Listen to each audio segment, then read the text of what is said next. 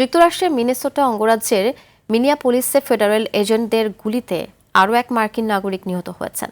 চলমান অভিবাসন আইন প্রয়োগ অভিযানের মধ্যেই এই ঘটনা ঘটেছে। এই ঘটনাকে কেন্দ্র করে ফেডারেল কর্তৃপক্ষ ও স্থানীয় প্রশাসনের মধ্যে মতবিরোধ দেখা দিয়েছে। একই সঙ্গে ফেডারেল অভিবাসন সংস্থাগুলোর ভূমিকা নিয়ে মানবাধিকার ও আইনগত প্রক্রিয়া অনুসরণ বিষয়ে প্রশ্ন উঠেছে। বিস্তারিত আরাফাত ইয়াসারের রিপোর্টে। দেশের মানুষের দৃষ্টিশক্তিকে সুরক্ষিত রাখার প্রত্যয় নিয়ে এলো সেফ এলইডি লাইট। যুক্তরাষ্ট্রে ফেডারেল এজেন্টদের গুলিতে আরও এক মার্কিন নাগরিকের মৃত্যু হয়েছে। স্থানীয় সময় শনিবার মিনেসোটা অঙ্গরাজ্যের মিনিয়াপোলিসে বর্ডার পেট্রোল বাহিনীর সদস্যদের গুলিতে নিহত হন ৩৭ বছর বয়সী এক ব্যক্তি। হোমল্যান্ড সিকিউরিটি বিভাগের এক বিবৃতিতে জানানো হয়, নিহত ব্যক্তির হাতে অস্ত্র ছিল। তাকে নিরস্ত্র করার চেষ্টা করলে তিনি আক্রমণাত্মক হয়ে ওঠেন। এ সময় আত্মরক্ষার্থে গুলি চালানো হয় বলে দাবি কর্তৃপক্ষের।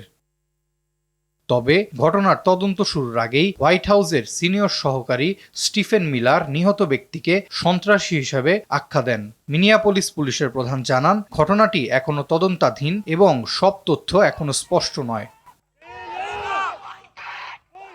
মিনিয়াপোলিসের মেয়র জেকব ফ্রে অভিযোগ করেন, মুখোশধারী ফেডারেল এজেন্টরা শহরে অভিযান চালিয়ে স্থানীয় বাসিন্দাদের সঙ্গে সহিংস আচরণ করেছে। তিনি ফেডারেল এজেন্টদের দায়মুক্তির বিষয়েও উদ্বেগ প্রকাশ করেন।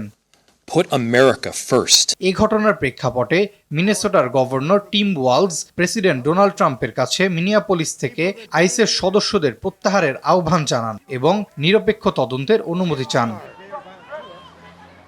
এর আগে 5 বছর বয়সী এক শিশু ও তার বাবাকে এবং পরে 2 বছর বয়সী এক শিশু কন্যা ও তার বাবাকে ওয়ারেন্ট ছাড়াই আটক করার অভিযোগ উঠেছে আইসের বিরুদ্ধে। এসব ঘটনায় যুক্তরাষ্ট্রের অভিবাসন নীতি বাস্তবায়নে মানবাধিকার ও ন্যায্য প্রক্রিয়া অনুসরণের আহ্বান জানিয়েছে জাতিসংঘ। আরাফাত ইয়াসার, RTV।